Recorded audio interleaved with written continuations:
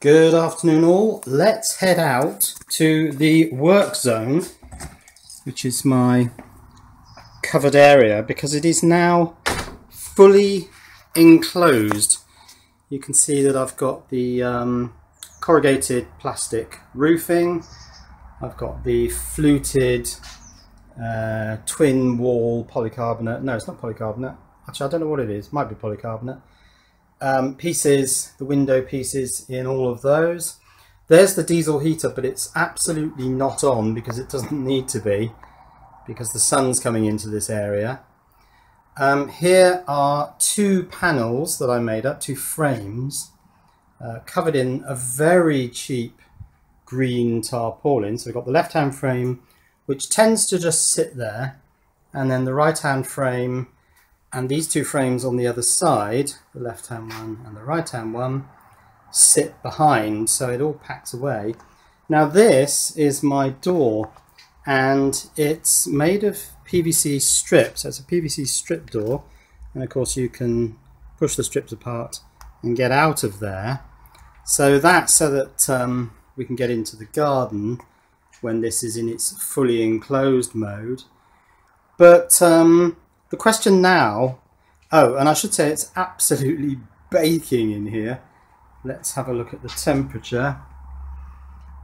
It's, can you see that? 29.9 degrees, 13% humidity, very dry. Yes, it's 30 degrees in here. I mean, it's acting like a greenhouse.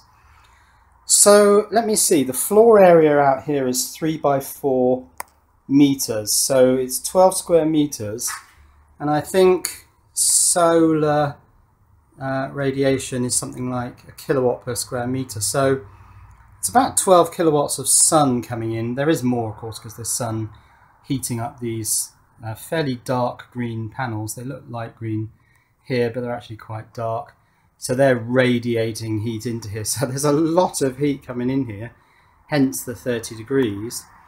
The next question is, can that diesel heater, which is claimed to be 8 kilowatts, it almost certainly can't kick out 8 kilowatts, but could that heat this area? And I think it could, because although there are still gaps, there's a gap up here, for example, between this sort of curvy roof and the under there, which is the gutter. Very difficult to actually fill that gap. There are other gaps. There's a gap here, for example. There's a little gap there, but these are small gaps and not much air movement through those gaps. So it gets very hot, and I like it. So this thing's now saying 30.1 degrees. It's got the sun on it, kind of. I'm just putting it in the shadow of this bottle of water, trying not to get that focused bit of sunlight on it, but yes, it's definitely 30 degrees out here, which is very nice. It's like being on holiday. So yeah, when we get an overcast day, I want to fire up the diesel heater. Plenty of solar power going into the battery for that thing, so that'll be fully charged, and just see whether that thing can heat this area, and I suspect it probably will. But for the moment, it's very nice and Mediterranean in here. So cheerio.